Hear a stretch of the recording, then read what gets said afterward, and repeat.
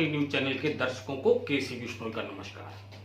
आज आपको बता दें डॉक्टर्स डे है, भारतीय डॉक्टर्स डे। इस पर हमारी रिपोर्ट होगी। इसके बाद बरसात आरंभ हो चुकी है, लेकिन नाले भरे हुए हैं, उनकी सफाई नहीं हुई है, उस पर हम रिपोर्ट देंगे। इसके बाद लखनऊ स्थित शीतला माता के दर्शन कराएंगे, ये प्राचीन मंदिर है। साथ ही लक्ष्मी शंकर की रचना हम आपको सुनाएंगे, जिसमें आपको आनंद आएगा। बड़ी मार्मिक रचना है। इसके बाद हम बात करेंगे बाबा रामदेव पर। आज आपको बता दें डॉक्टर्स डे है, भारतीय डॉक्टर्स डे। इस पर हमारी रिपोर्ट। हर साल 1 जुलाई को भारत में राष्ट्रीय डॉक्टर्स दिवस मनाया जाता है। इस दिन महान फिजिशियन और पश्चिम बंगाल के दूसरे मुख्यमंत्री डॉक्टर बिधान चंद्र राय का जन्म 1 जुलाई 1882 में बिहार के पटना जिले में हुआ था। डॉक्टर राय को भारत रत्न से भी सम्मानित किया गया था और 80 वर्ष की आयु में 1 जुलाई 1962 में इनकी मृत्यु हो गई। उन्हीं के सम्मान में भारत में राष्ट्रीय डॉक्टर दिवस मनाया जाता है। भारत सरकार ने नेशनल डॉक्टर दिवस मनाने की शुरुआत 1991 में की थी। भारत में डॉक्टर्स को भगवान के बाद दूसरा सबसे बड़ा जीवन दान देने वाला माना जाता है। हमारे देश में स्वास्थ्य सेवाओं को लेकर अभी भी कहते हैं कि यहाँ इतनी सुविधा नहीं है, मगर आज के समय में ऐसा नहीं है। आज भारत में दुनिया की सबसे अच्छी स्वास्थ्य सेवाएं भी शुरू हो गई हैं। चिकित्सा अध्ययन में भारत भी अब किसी देश से कम नहीं है। यहाँ पर प्रतिभाशाली डॉक्टरों का एक बहुत बड़ा समूह है, जिसके बारे में पूरी दुनिया जानने लगी है। आज भारत में कई ऐसे निजी अस्पतालों की स्थापना हो चुकी है जो विश्व स्तर की सेवाएं दे रहे हैं। सरकार ने कई सरकारी अस्पतालों का गठन किया है। इस बार डॉक्टर्स डे कोरोना वायरस महामारी के बीच आया है। जिस तरह डॉक्टर और मेडिकल स्टाफ के लोग हमारी मदद कर रहे हैं, बिना अपनी जान की परवाह किए बगैर वे अपना फर्ज निभा रहे हैं। खरी कसौटी ऐसे सारे डॉक्टर्स और उनके सहयोगियों तथा परिवारों को सलाम करता है। मैं सरोज त्रिवेदी, खरी कसौटी चैनल के लिए।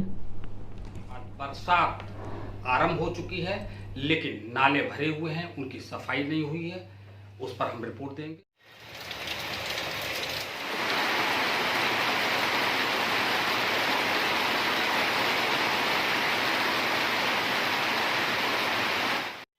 आप लोग CTI चौराहे पे खड़े हैं। इस समय ये नाले की फ़ोटो आपको लाइव दिखा रहे हैं। इसमें बहुत से गरीब लोग यहाँ रहते हैं, जिससे कि देख सकते हैं आसपास की वातावरण कितना गंदा है, प्रदूषित है। जिससे ये देखिए कूड़ा कैसे नाले में जमा है, पानी निकालने का कहीं निकासी नहीं है। जिससे कि देखिए दूर से ही पानी कुछ दूरी पे दिख रहा है और आधी दूरी पे कूड़ा करकट दिख रहा है। जिससे कि देखिए यहाँ का आसपास के वातावरण कितना प्रदूषित है। यहाँ के लोग अपने घर का जो कूड़ा करकट होता है सब नालों में डाल देते हैं। इससे कि यहाँ पर कोई डस्टबिन नहीं है और यहाँ साफ़ सफाई वाले कर्मचारी कोई ध्यान देने वाले नहीं है।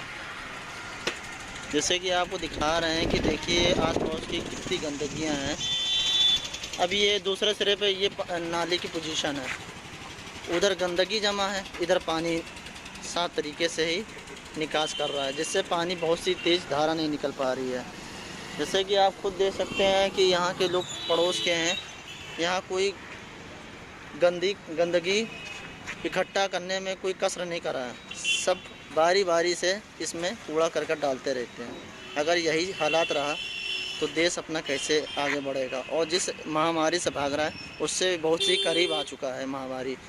जिससे कि इसमें गंदगी अधिक से अधिक पैदा होती है, जिससे हर आदमी लाखों संक्रमित हो जाता है।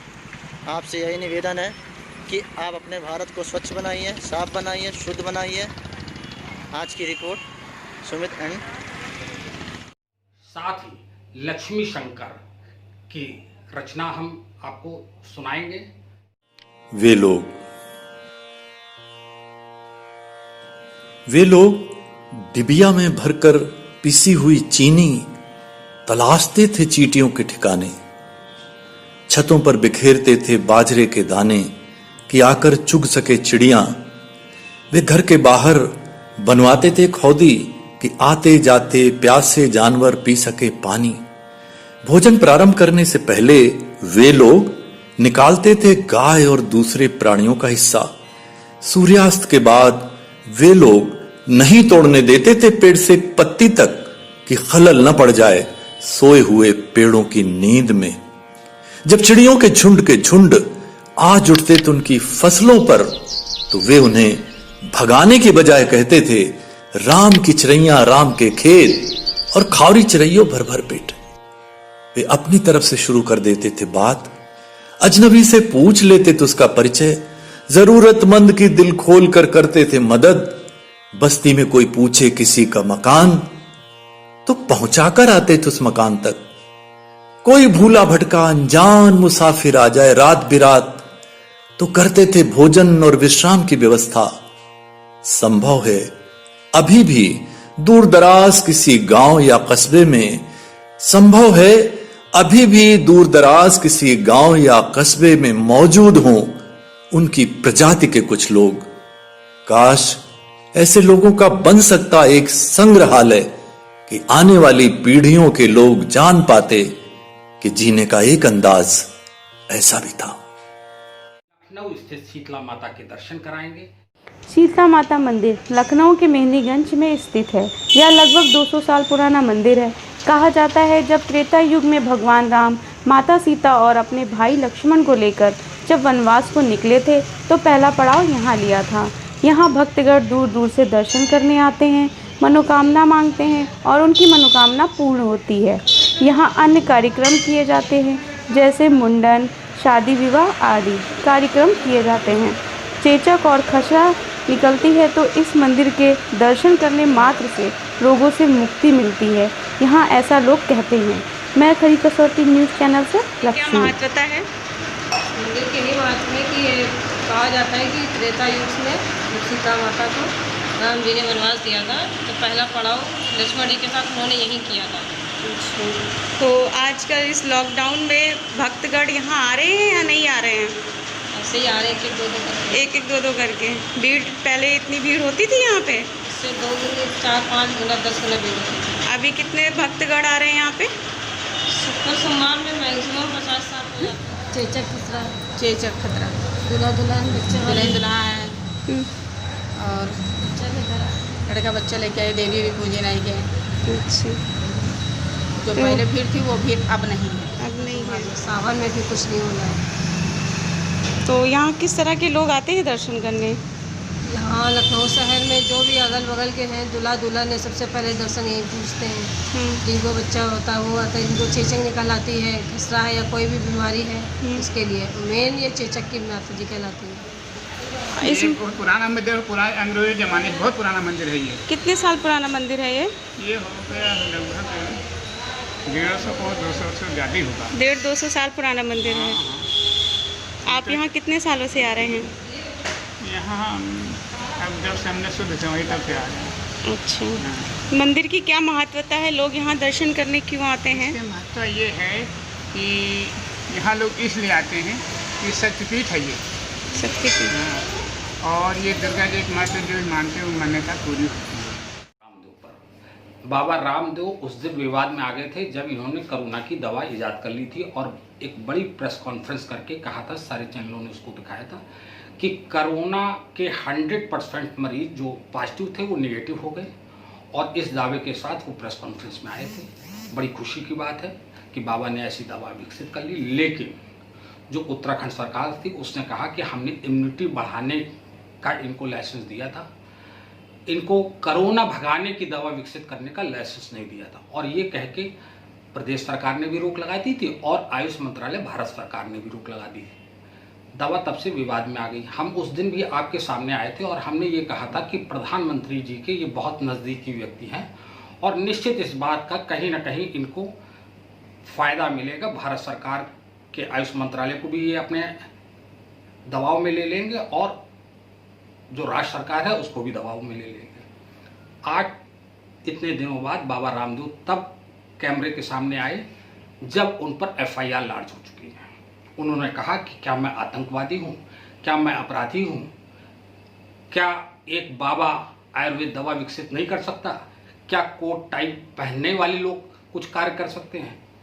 बाबा ने ये बात गलत कही, शिक्षितों का अपमान किया, हमारे उन युवाओं का अपमान किया, उन वैज्ञानिकों का अपमान किया जो कोट और टाई पहनते हैं।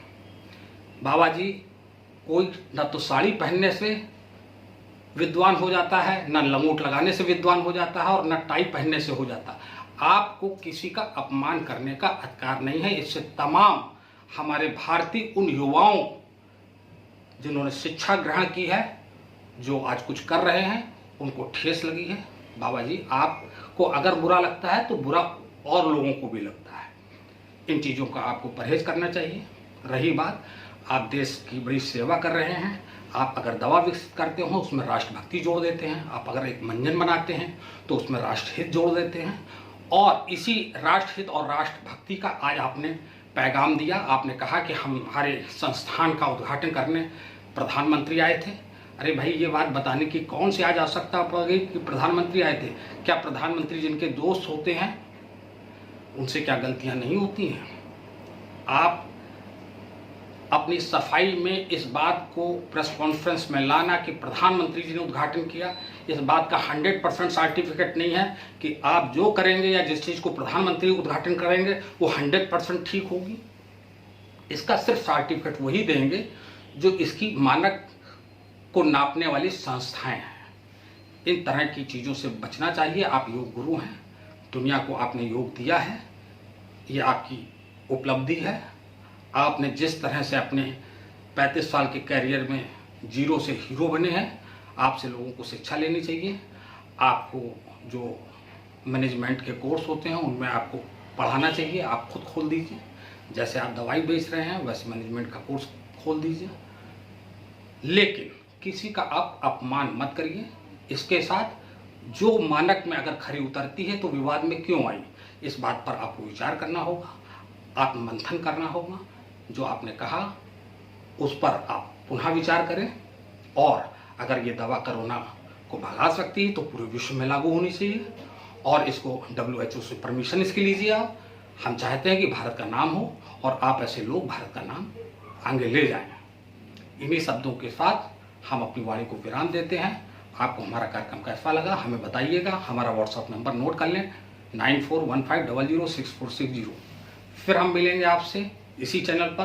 तब तक के लिए लेते हैं विदा। नमस्कार।